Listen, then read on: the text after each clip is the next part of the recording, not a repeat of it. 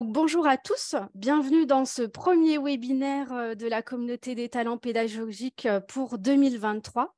Donc aujourd'hui, le webinaire sera présenté par Jonathan Piard, que je laisserai se présenter. Je vais d'abord vous présenter la communauté des talents pédagogiques. Donc, Jonathan a accepté de présenter une initiative pédagogique qui lui tient à cœur dans son enseignement à la communauté. Jonathan, je te remercie.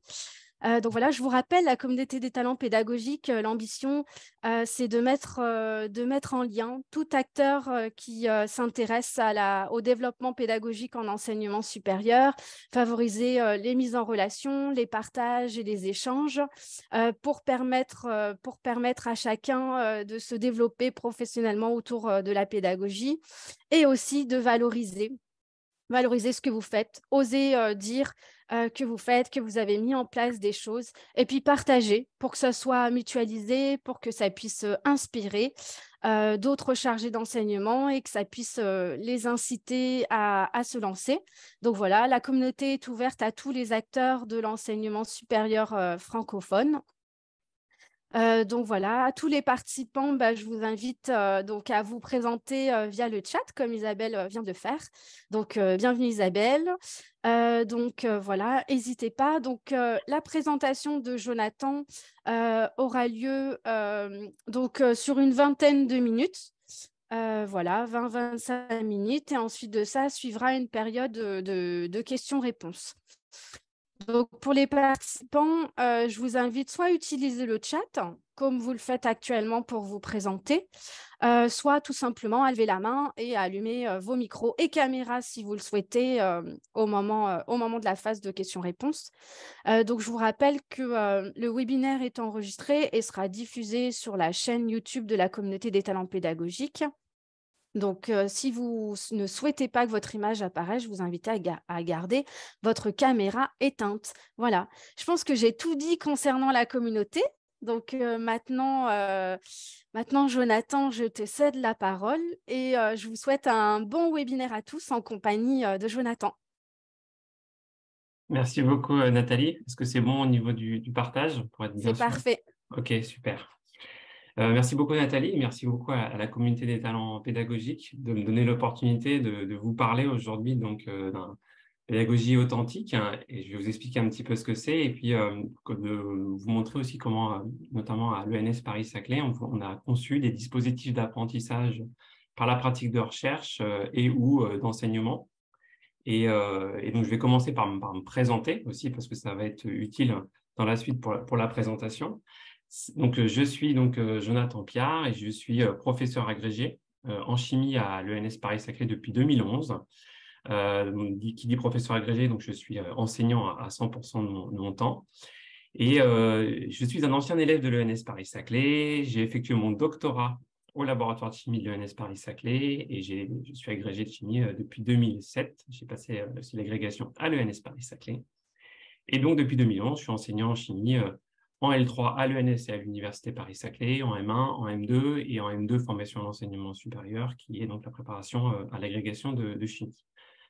J'ai tenu à vous présenter mon parcours parce qu'en fait, je suis comme on peut le dire, issu du sérail, dans le sens où j'ai suivi toute ma formation à l'ENS Paris-Saclay, j'enseigne à l'ENS Paris-Saclay. Et donc très tôt, en tant qu'enseignant, j'ai été amené à suivre des formations que j'avais vécues en tant qu'élève.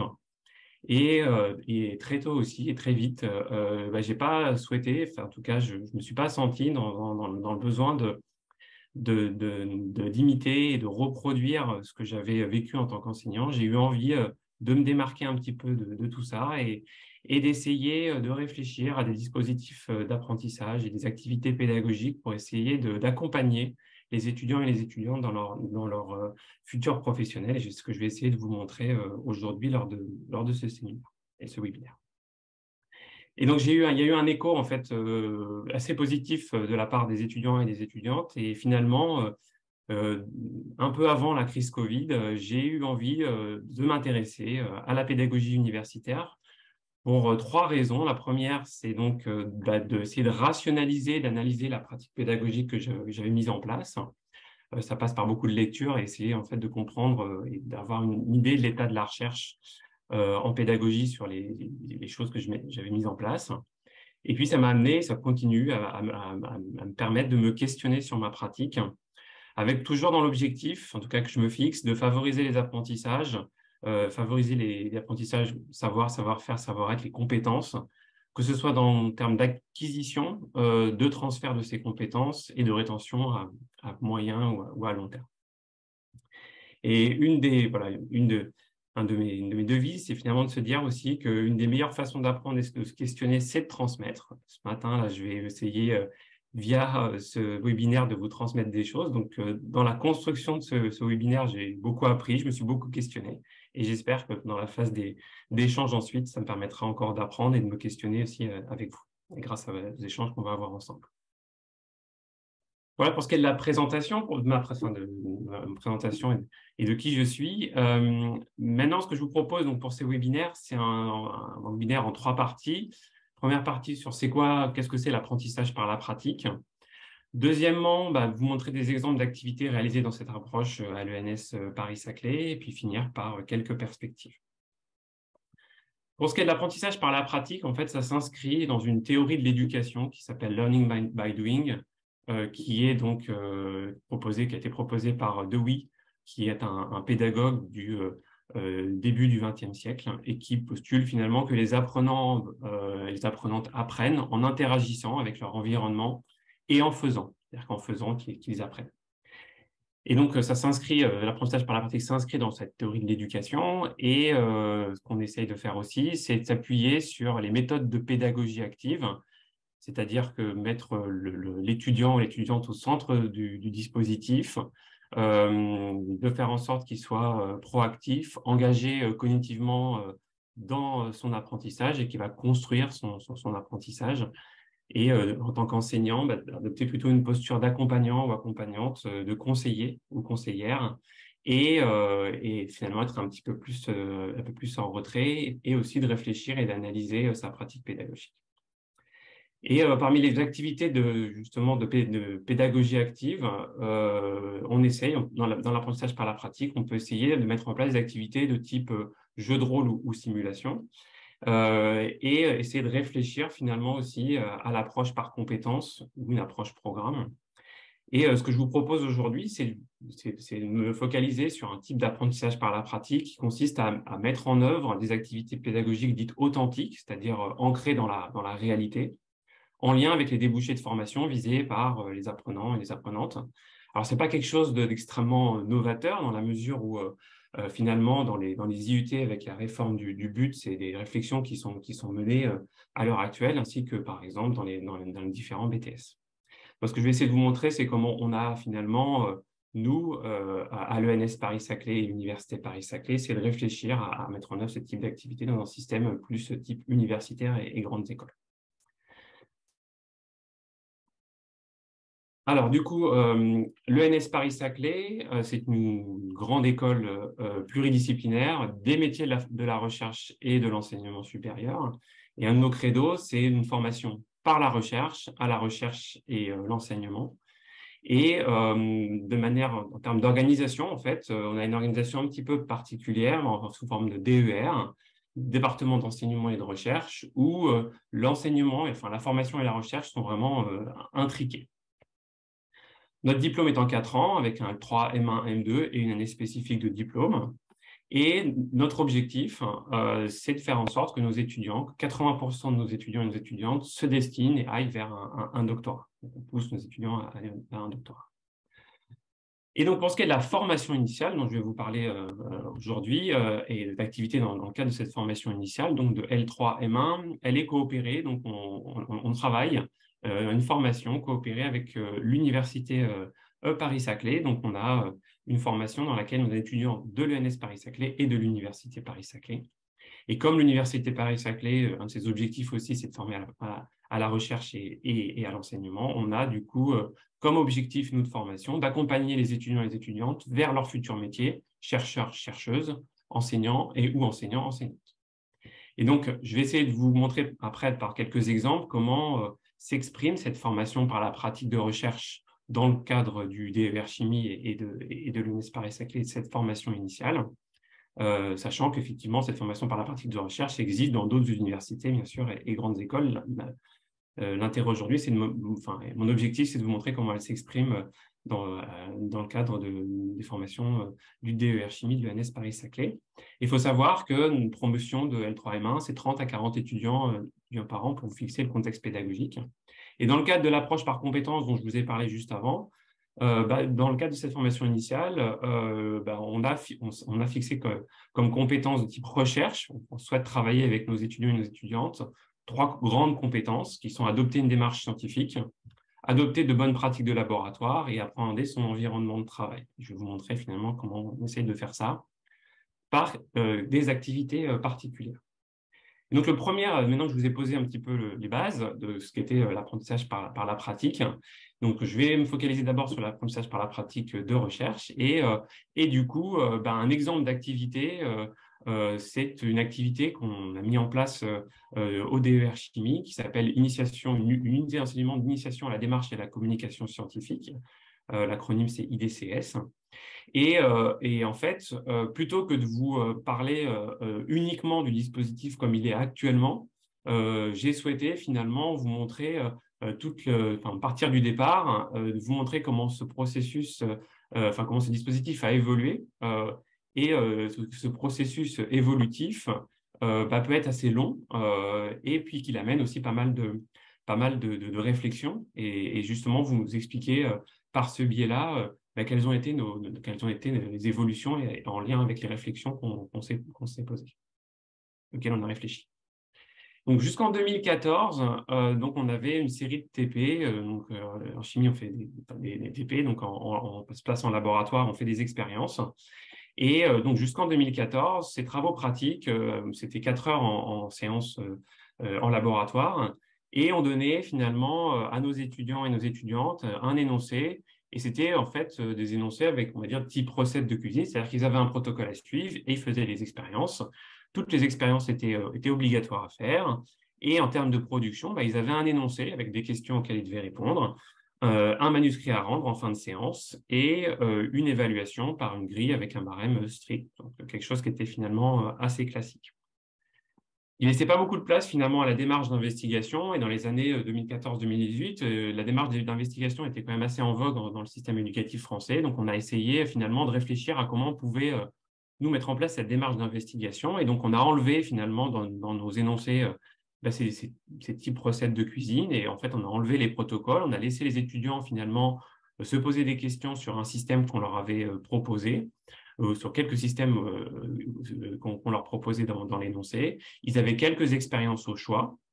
Et l'énoncé, on avait enlevé finalement les questions et ils avaient un compte-rendu, on va dire, à rendre, dans lequel ils exposaient les expériences qu'ils avaient faites, des observations et une première analyse critique et aussi analyser, interpréter les résultats obtenus. On a commencé aussi à les faire travailler sur des productions qui étaient plus en lien avec la recherche, donc des posters et des articles, sans forcément d'ailleurs toujours les accompagner. Et donc, ils devaient nous rendre finalement ces travaux 2 à 4 semaines après la séance. À l'époque, on n'avait pas de grille d'évaluation, on n'avait pas forcément de critères, on évaluait finalement sans grille d'évaluation. Et en 2018-2020, dans les années 2018-2020, on a continué donc cette démarche d'investigation. On a laissé le choix de toutes les expériences aux étudiants et aux étudiantes, c'est-à-dire qu'ils devaient choisir en particulier une expérience sur laquelle ils devaient travailler pendant la séance. Mais c'est eux qui choisissaient finalement l'expérience, mais avec un corpus d'expériences qu'on leur proposait, de systèmes qu'on leur proposait, disons. Toujours un énoncé sans question. Et puis, on a commencé à étoffer le nombre de formats de production qu'on leur demandait, donc avec des rapports d'analyse, toujours posters, articles, et aussi on a demandé de créer une vidéo. Et toujours 2 à 4 semaines après la séance, ils nous envoyaient leur production. Il y avait quelques échanges qui pouvaient être parfois informels, et on n'avait toujours pas de grille d'évaluation. On évaluait sans grille d'évaluation. Et puis est arrivée donc la crise Covid, et la crise Covid a été finalement une opportunité pour nous, une opportunité d'abord pour essayer finalement d'hybrider notre dispositif distanciel-présentiel.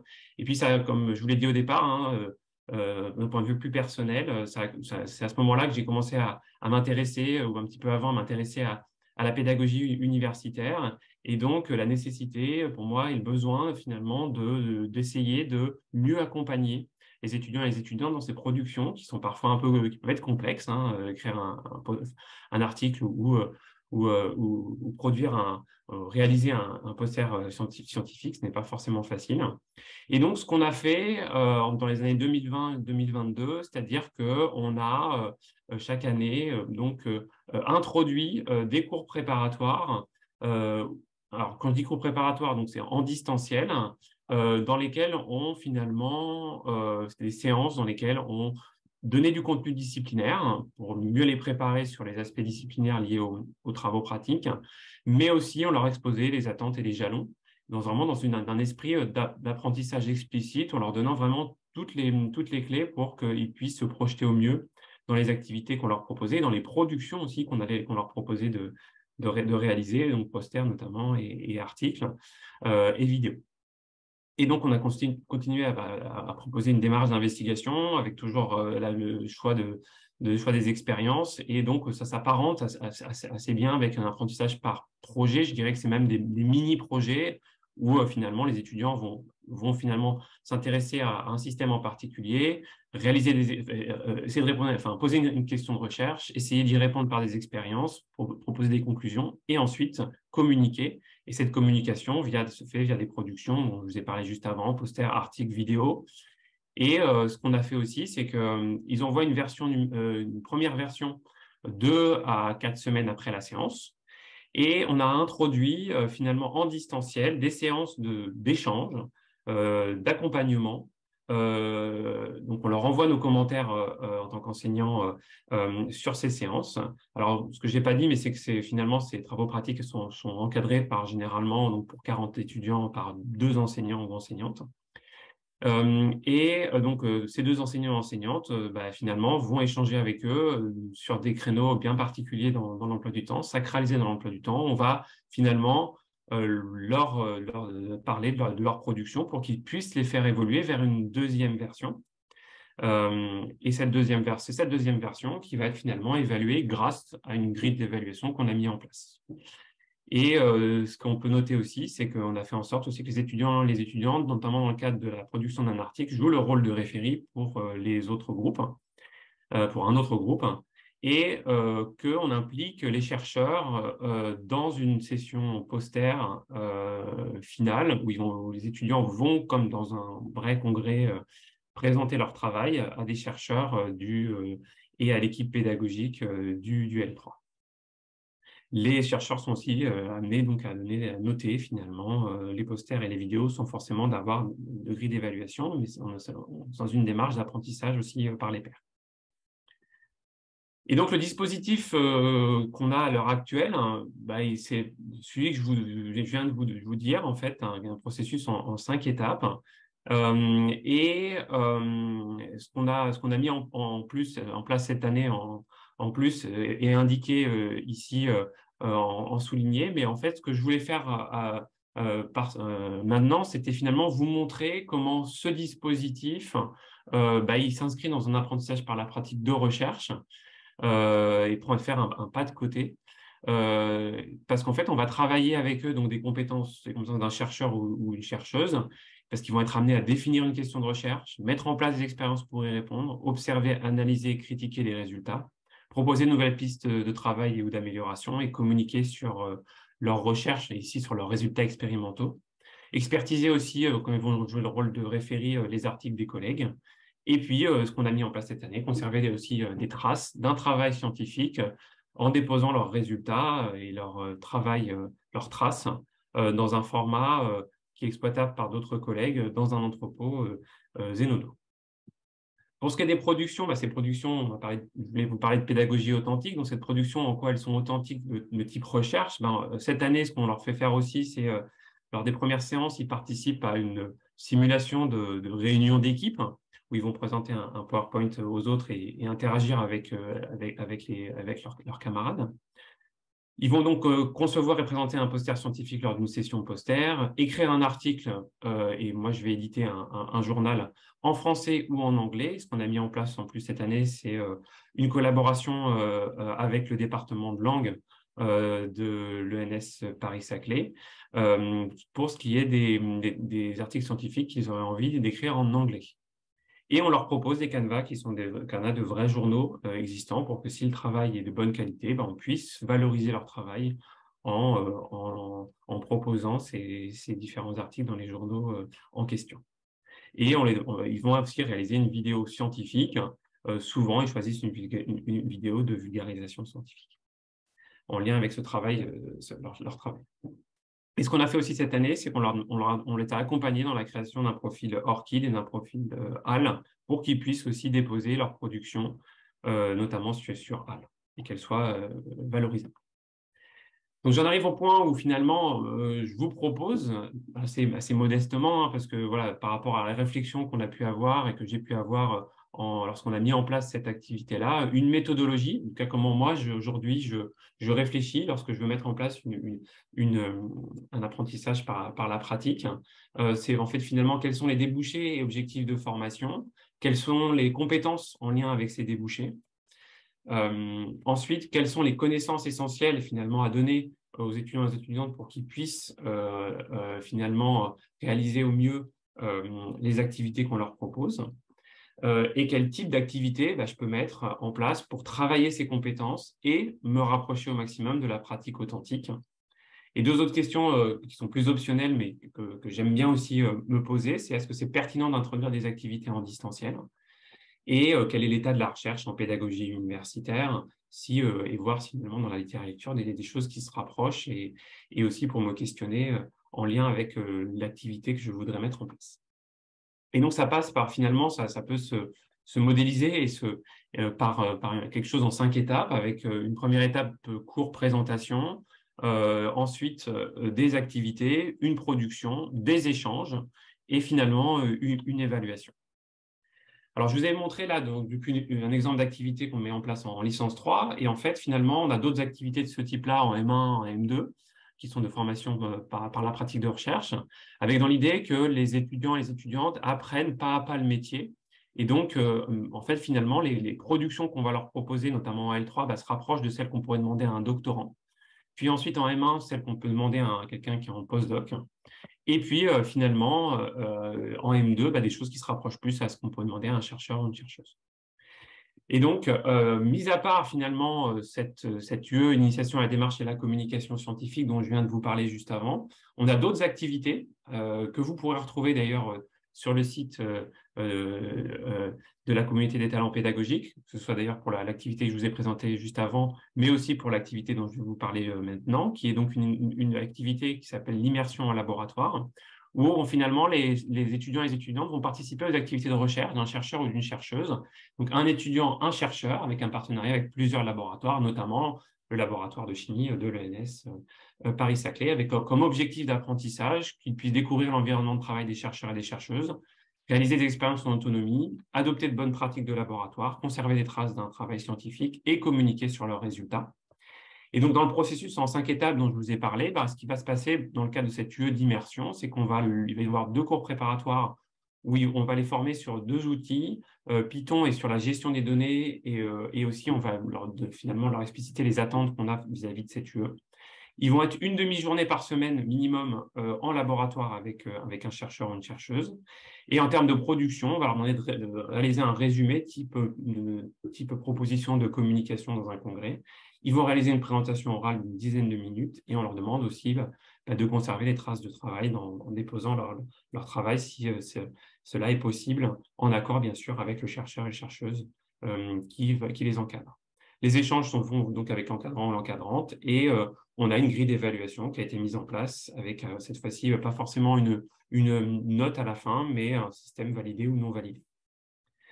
Autre activité qu'on leur propose, mais en option, c'est de participer à des conférences scientifiques, soit à la Maison de la Chimie qui ont lieu en novembre ou en février, ou des conférences scientifiques qui sont organisées par le DER Chimie de l'ENS Paris-Saclay. Pour ce qui est du M1, donc, un autre type d'activité qu'on leur propose, c'est finalement dans le cadre aussi de travaux pratiques d'initiation à la démarche et à la communication scientifique, de répondre à un appel à projet et de rédiger un rapport de fin de projet et toujours de conserver les traces de leur travail scientifique. Ils peuvent suivre aussi une option qui est une option finalement qui va être dédiée à l'analyse et la rédaction d'articles en anglais, là aussi encore en lien avec le département de langue. Et ils suivent aussi de manière obligatoire une UE de gestion de projet. Et en M2, on a développé, donc, dans le cadre d'une UE sur les nanomatériaux, quelque chose d'assez complet dans ce qui est de la formation par la recherche, par la pratique de recherche, avec des travaux pratiques, puis ensuite une réponse à un appel à, enfin d'abord une réponse à appel à projet, la rédaction d'un rapport de fin de projet et une communication. Donc, je vous ai parlé finalement de l'aspect l'accompagnement des étudiants vers un métier de chercheur-chercheuse. Maintenant, je vais vous parler un petit peu plus de ce qu'on met en place aussi pour les amener à finalement se projeter dans le métier d'enseignant ou enseignante. Et donc, la formation par la pratique d'enseignement.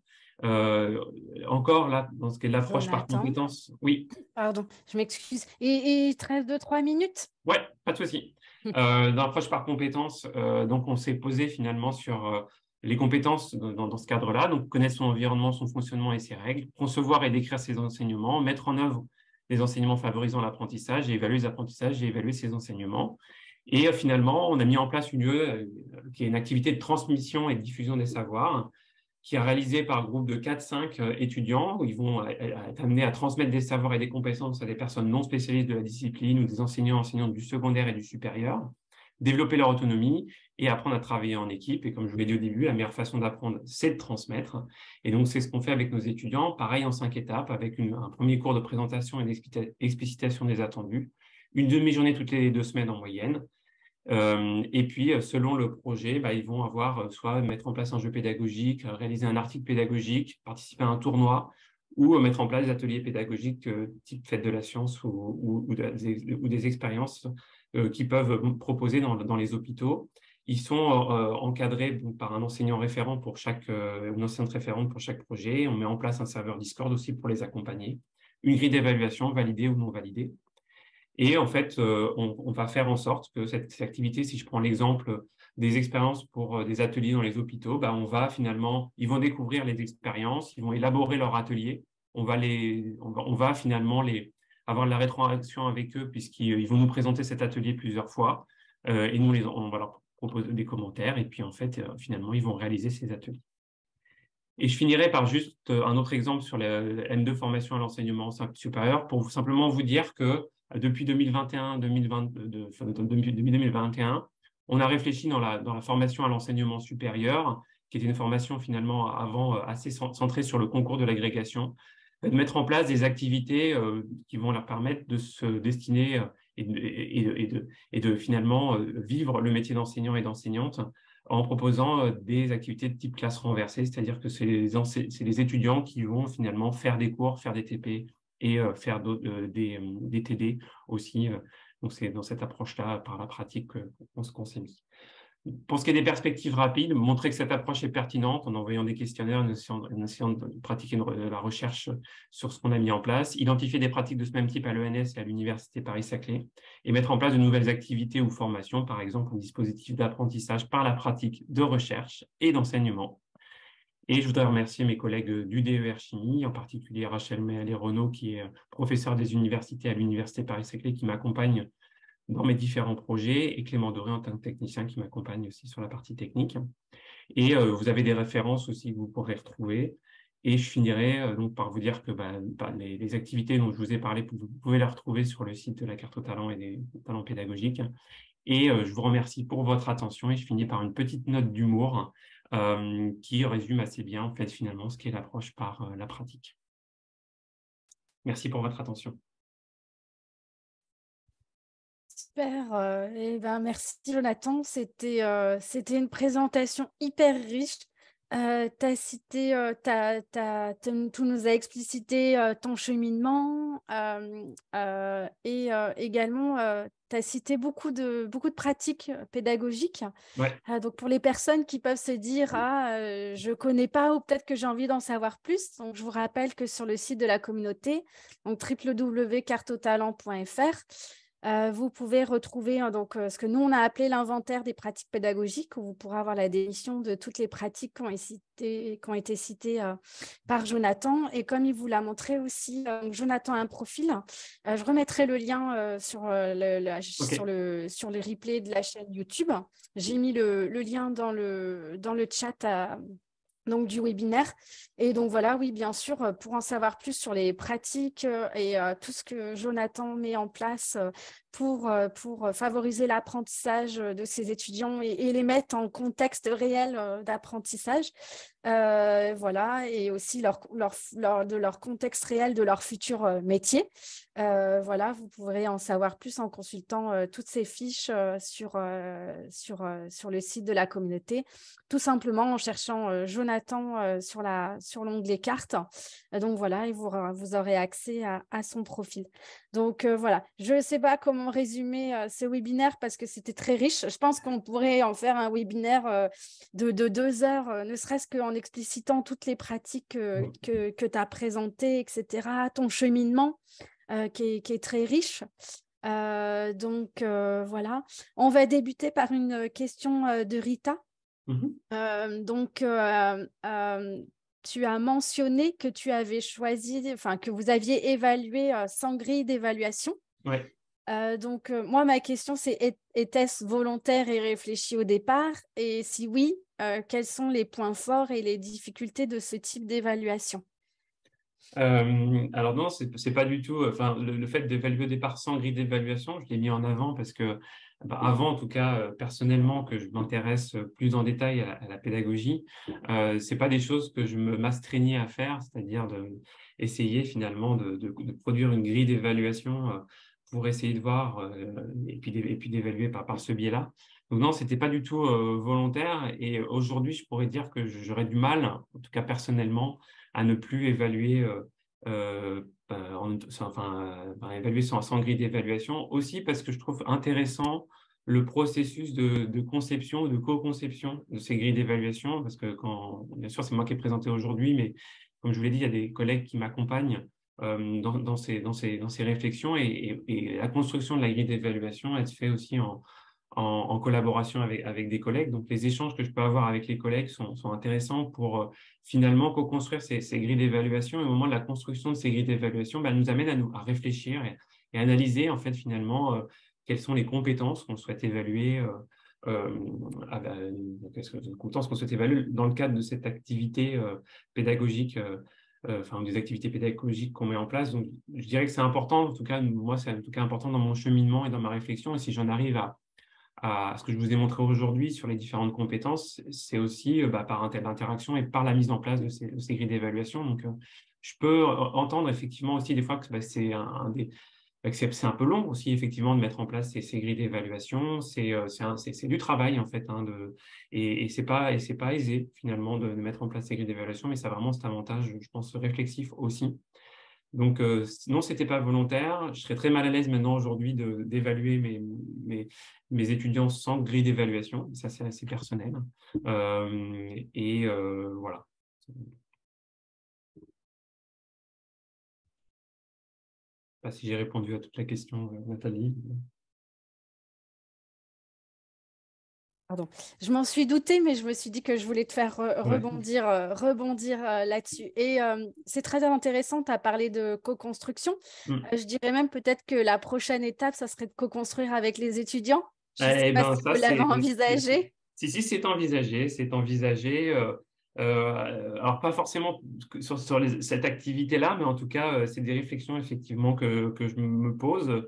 De co-construction, effectivement, sur certains aspects. Alors, on le fait indirectement, j'ai envie de dire, parce qu'on ne le fait pas forcément au moment venu, mais on leur demande quand même à la fin de l'activité un retour. Alors, je leur demande de remplir des questionnaires entre guillemets, de satisfaction et de voir un petit peu comment ils ont ressenti ce type d'activité, notamment l'activité sur laquelle j'ai passé un peu plus de temps là aujourd'hui, sur l'activité du lieu initiation à la démarche et à la communication scientifique. Et leurs retours nous permettent finalement de faire évoluer notre grille d'évaluation. Donc, c'est une co-construction, je vais envie de dire indirecte, mais de manière directe, on pourrait le faire mais on l'a pas fait. Mais c'est vrai que c'est des choses sur lesquelles je réfléchis finalement.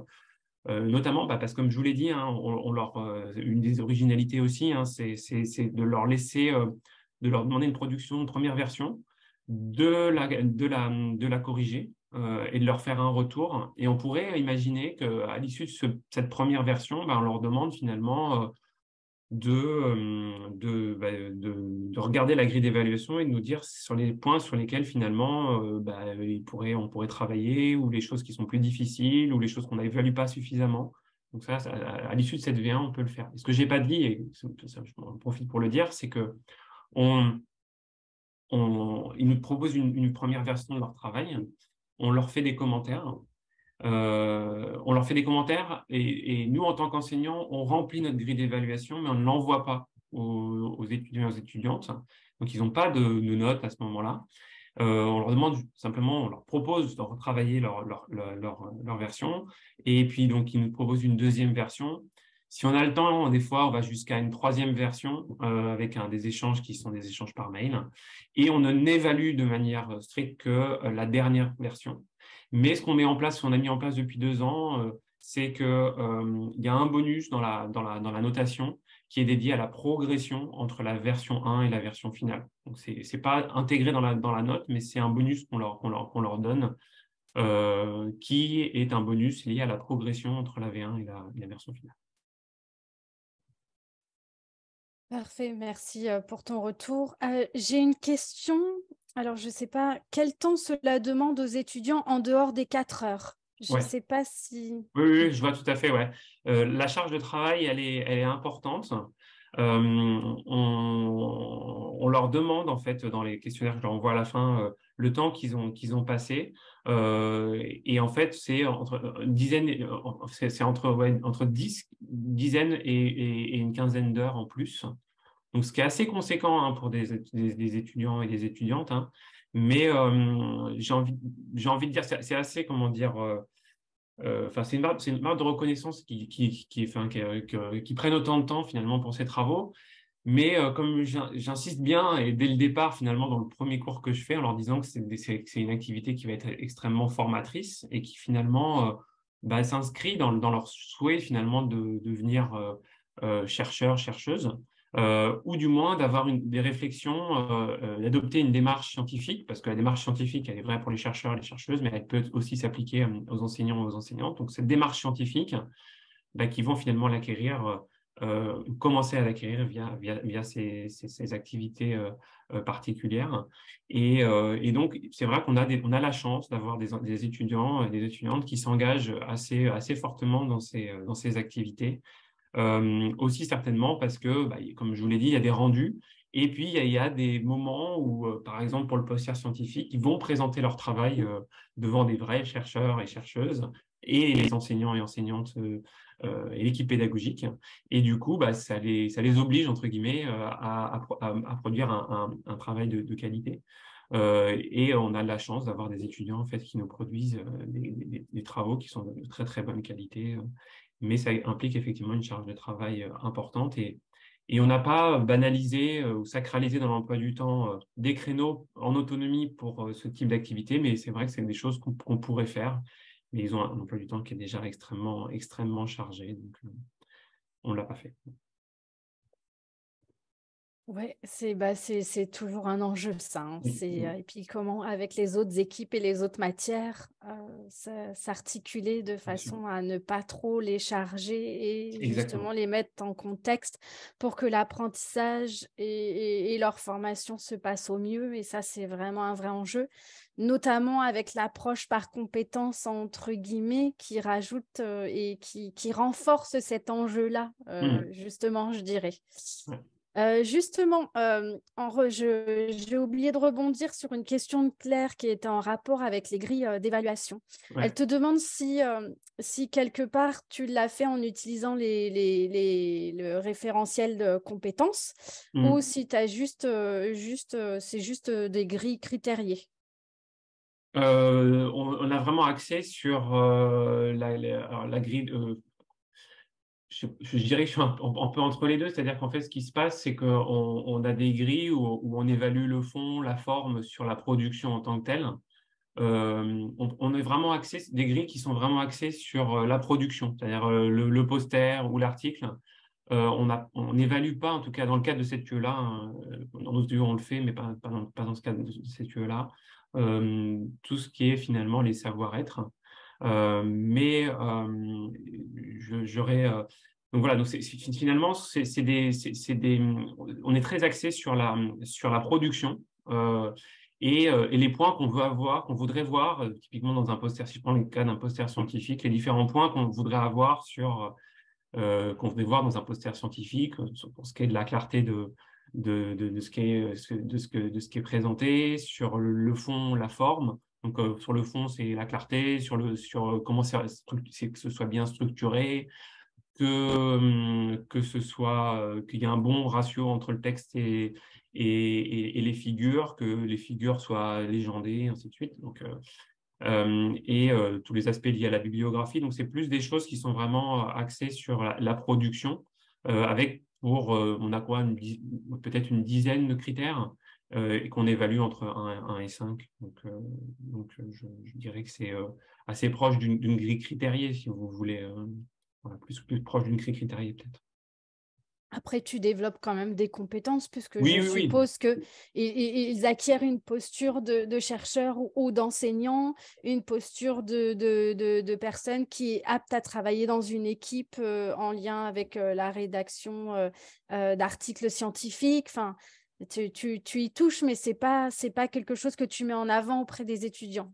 C'est En ça tout que cas, je peux pas dire? dans cette lieu-là. Pas dans cette lieu-là. D'accord. Après, dans le lieu de projet dont je vous ai parlé, là, par contre, tout ce qui est travail en équipe, on le prend en compte, hein, c'est-à-dire qu'on l'évalue. Et l'interaction ou d'autres lieux que je vous ai présentés sur, par exemple, les appels à projets, rédaction d'un appel à projet, on évalue aussi l'interaction qu'on a avec eux et l'interaction qu'ils ont entre eux. Donc ça, on est plus proche là, des choses de compétences qu'on leur demande. Mais bon, si vous voulez, la compétence générale qu'on leur demande, enfin qu'on évalue finalement dans un poster, c'est être capable de produire, de réaliser et de présenter un poster scientifique. C'est cette compétence-là, en gros, qu'on évalue après plusieurs critères. Mhm. Donc, il y a effectivement les critères fond-forme sur l'objet, et puis il y a aussi quelques critères, dont je ne vous ai pas parlé, mais les critères qui sont finalement sur la présentation orale. Donc, on le fait via ce mode-là, en fait. Oui. Et une question de Rita. C'est vrai que ce type de travail demande aux apprenants de sortir quelque part d'une posture habituelle, hein, Mhm. parce que dès la M1, si je ne me trompe pas, tu les mets dans une posture de recherche quelque part. Ouais. Est-ce que les apprenants adhèrent bien à ce type de travail et ce type de demande? Alors, c'est dès le L3, mais bon, mais c'est vrai que on a la chance, entre guillemets, d'avoir des étudiants qui ont été sélectionnés, d'une part, et d'autre part, qui ont une appétence, qui viennent dans nos formations parce qu'ils ont une appétence pour la recherche et ou l'enseignement. Mais en tout cas, ils se mettent, pour la plupart, on sent en fait que c'est quelque chose qui, effectivement, les sort d'une zone enfin, je ne vais pas dire de confort, mais en tout cas, c'est inhabituel pour eux au départ. Hein. Mais il y en a pour qui ça vient assez vite. Hein. Et pour d'autres, où le processus est un peu plus long. Mais assez vite quand même, je dirais assez vite, les étudiants et les étudiantes comprennent finalement comment ça va se passer. Et c'est tout l'intérêt aussi d'essayer, même si ça ne résout pas tout hein, mais de prendre du temps avant de commencer l'activité par une séance où on va leur expliquer comment ça va se passer. Et vraiment, ça, l'apprentissage explicite, c'est vraiment important de vraiment tout bien préparer, de préparer le terrain pour que finalement, ce soit un peu plus confortable et qu'ils aient bien compris les attentes. Alors, il y a toujours la confrontation avec la réalité, de comment ça va se passer, mais j'ai envie de dire, on a besoin voilà, 1 à 2 séances sur les quatre qu'on a aujourd'hui, hein, 1 à 2 séances pour bien comprendre le principe. Mais on voit finalement effectivement que c'est quelque chose qui peut être difficile pour certains étudiants et certaines étudiantes. Et on le voit, nous, parce qu'en fait, finalement, j'ai parlé du L3, il y a du M1, et en fait, on a quelques étudiants qui intègrent notre formation, non pas par le L3, mais par le M1, et du coup, n'ont pas vécu ces premières activités dont je vous ai parlé en L3. Et on sent effectivement que là, du coup, il y a un décalage qui peut se faire entre les gens qui ont vécu une première année où on les a mis dans cette posture-là et ceux qui n'ont pas vécu, en fait. Mais ça vient assez vite, en tout cas pour nos étudiants, ça vient assez vite. Voilà. C'est intéressant ce que tu dis, c'est que quelque part, voilà, changer de posture comme toi tu l'as fait par exemple en tant qu'enseignant, ça demande un cheminement. Bien sûr, bien sûr. Et voilà. Et moi, j'aime beaucoup ta punchline. Je vais peut-être la reprendre. Une des meilleures façons d'apprendre et de se questionner, c'est de transmettre. Et c'est exactement quelque part ce que tu leur demandes, quoi. Ouais, bien sûr. Donc, Mais ça, c'est intéressant. C'est là que c'est une pédagogie authentique, c'est que c'est aligné avec ce que tu fais, toi. oui, Enfin, tu oui. me permets, hein, mais je ne sais pas ce que tu en penses. Non, non, mais tout à fait. Mais c'est vrai que voilà, très tôt, j'ai eu envie de finalement me mettre en retrait. J'ai envie de dire, me mettre vraiment en posture d'accompagnant, de conseiller. Mais ça nécessite quand même, hein, c'est pas immédiat, c'est-à-dire que ça nécessite avant d'avoir quand même. Et donc, voilà, je vous ai dit, j'ai commencé en 2011, ça m'a mis 3-4 ans avant de me dire, je peux prendre cette position-là parce que je comprends aussi l'intérêt et je suis capable aujourd'hui de me mettre, entre guillemets, aussi parfois en difficulté parce que comme on leur propose ça c'est vraiment très exploratoire, hein, c'est-à-dire que, pour être très clair, hein, moi, quand je leur dis, voilà, vous allez travailler sur telle molécule, je leur donne des pistes, mais après, c'est eux qui font vivre tout ça. Et j'apprends beaucoup. Alors, enfin, je veux dire, les étudiants et les étudiantes m'apprennent beaucoup de choses. Et j'avance aussi dans leurs projets avec eux. Et quand il y a des questions, quand il y a des blocages, ben, j'essaye d'y répondre avec eux. Je n'ai pas tout le temps les réponses, mais en tout cas, j'essaye de leur apporter des choses, des conseils voilà, quand les choses se passent dans la salle de TP. Pendant la séance expérimentale, bah, de leur proposer voilà, de développer tel point ou tel point, d'aller chercher, de répondre à telle ou telle question, ou aussi de faire les expériences, ça c'est important, les expériences tests ou les expériences témoins qui permettront de montrer exactement et finalement d'avoir une démarche scientifique qui soit rigoureuse en se disant, voilà, jusqu'au bout. Vous êtes posé les questions, vous avez essayé d'y répondre de manière rigoureuse. Et ça, c'est vrai que c'est un point aussi qu'on essaye, en tout cas pendant toute l'année de L3, déjà, de vraiment bien appliquer. Vous avez des résultats, maintenant, il faut les analyser, les interpréter, et ça prend du temps. Et il faut être rigoureux sur l'analyse et l'interprétation de vos résultats. Alors, j'ai une mission pour toi, Jonathan, de Rita, qui est ingénieure pédagogique, Ouais. voilà, et qui se pose la question, comment convaincre les enseignants d'adhérer à ce type de pratique, je dirais même quelque part à développer ce type de posture, parce que c'est plus que des pratiques, je pense que vraiment c'est un changement de paradigme et vraiment un changement de posture. Et entre guillemets, elle te demande si vous pouvez donner un petit argumentaire, un pitch. Donc voilà, Jonathan, je te confie cette mission. C'est pas facile. Vraiment, c'est pas facile. J'ai la chance d'avoir des collègues quelques collègues qui sont assez réceptifs à aussi et qui me connaissent et du coup qui adhèrent et comme je vous l'ai dit, hein, voilà, il y a quelques collègues qui adhèrent à cette philosophie. Je sais pas si finalement j'amènerais. Enfin, je pense il faut se sentir à l'aise dans cette posture-là. Et je ne sais pas si finalement tous les collègues se sentiraient aussi à l'aise de se mettre dans cette position-là. Moi, ce que je peux dire juste personnellement, c'est que se mettre dans cette position-là, même si on peut penser dans un premier temps qu'on se met en difficulté, en réalité, les enseignants et les enseignantes ont pour la plupart tout le bagage scientifique nécessaire pour se mettre dans cette posture-là et accepter la surprise et accepter l'inconnu. et qu'en fait, ils n'ont rien à y perdre parce qu'en finalement, et tout à y gagner parce que les étudiants nous apprennent énormément aussi. Et donc, moi, vraiment, je me place comme effectivement finalement un accompagnant, mais aussi, et je le dis très, très modestement, aussi comme un apprenant. C'est-à-dire que ils m'apprennent beaucoup et c'est très enrichissant. Donc, si j'ai envie de dire, voilà, résumer ça, c'est qu'il n'y a rien à y perdre.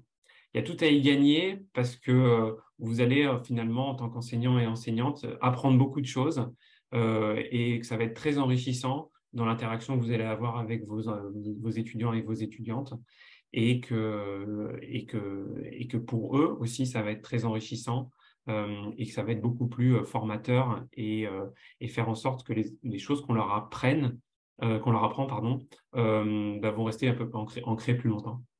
Voilà. Super, merci. Et puis, moi, je voudrais peut-être compléter, si tu veux bien, Ouais. Jonathan. C'est la théorie des petits pas. Je pense Mm. que toi, tu as commencé ton cheminement en 2011. Mm. Nous sommes en 2023. C'est ça. Donc Jonathan aussi a présenté le chemin qu'il a parcouru, etc. Qu'est-ce qui l'a amené à finalement mettre en œuvre toutes ces pratiques pédagogiques. Et je pense que c'est ça aussi. Peut-être, Rita, un conseil, c'est de commencer à faire réfléchir les enseignants sur leur posture d'enseignant, les faire réfléchir à ce qui leur convient peut-être et ce qui leur convient moins, et ce Mm. qu'ils pourraient mettre en place peut-être rapidement déjà pour changer, essayer, comme tu dis, se mettre en danger et voir les bénéfices-risques, entre guillemets, je Oui, oui, mais dirais. c'est ça. Donc voilà, et vraiment se dire que de toute façon, quelque part, voilà, c'est vrai que la pédagogie, c'est quelque chose qui, je vais dire, qui vient du cœur, entre guillemets, mais voilà, qui se construit au fur et à mesure et qui dépend aussi beaucoup de soi, de qui on est, de quelle est notre couleur en tant qu'enseignant, etc. Et il faut laisser les enseignants aussi cheminer à leur rythme tout en les boostant un peu. Et je rajouterais aussi peut-être leur faire vivre. Dans les Oui. formations qui sont offertes aux enseignants, leur faire vivre. Qu'est-ce que la pédagogie active? Quelles sont ces différentes pratiques pour leur montrer que finalement, voilà, il y a un intérêt. Voilà. Après, j'ai bien conscience, Rita, que c'est plus facile à dire qu'à faire, mais voilà. Il faut aussi, nous, en tant que conseillers ou ingénieurs pédagogiques, prendre le risque et voilà. Mais Euh, je suis tout à fait d'accord, hein, Nathalie, si je peux rebondir sur le fait oui, de voilà, vraiment y aller pas à pas. C'est-à-dire pour les gens qui ont envie de tester ou même voilà, enfin, ce type de posture et d'approche pédagogie active, d'y aller pas à pas en testant quelque chose sur un petit format, voir comment aussi ils appréhendent de se mettre dans cette position-là. Et puis y aller progressivement. Et moi, enfin, c'est pour ça que c'était important, et on en avait discuté avant, Nathalie, hein, que finalement, je vous montre le processus d'évolution parce que c'est pas quelque chose qui se fait, on n'arrive pas en disant finalement, le dispositif va être totalement pédagogie active comme ça du jour au lendemain. Je pense que c'est une évolution qui se fait et qui peut prendre du temps et c'est normal en fait. ouais. Et puis tu as dit quelque chose d'intéressant, c'est que tu le dis à tes étudiants que tu n'as pas les réponses à toutes les questions Non. et que aussi tu les invites à construire ces réponses avec toi. Oui, oui. Et je pense que ouais, ça c'est important quelque part aussi de montrer aux étudiants que finalement, à tout âge, on apprend et que étudiants comme enseignants apprennent les uns des autres parce que quelque part, c'est la co-construction de la compétence en fait. Oui, oui. Et puis, il y a quelque chose, si je peux rebondir là-dessus, il y a quelque chose aussi qui est important, je ne l'ai pas évoqué, mais qui est quand même assez central, je trouve aussi, enfin central, qui est important en tout cas, c'est le rôle de l'erreur. C'est-à-dire qu'on leur dit bien, on essaye de leur montrer finalement que une expérience qui ne marche pas, ou qui ne marche pas pour eux, ou ils n'ont pas eu le résultat escompté, disons, c'est un résultat. Et qu'il faut finalement essayer de réfléchir à pourquoi on a eu ce résultat pour essayer de finalement voir les évolutions qu'il faut faire, qu'est-ce qu'on peut proposer pour essayer de comprendre pourquoi ça n'a pas marché, parce que c'est aussi en comprenant ce qui n'a pas marché qu'on comprend d'autres choses.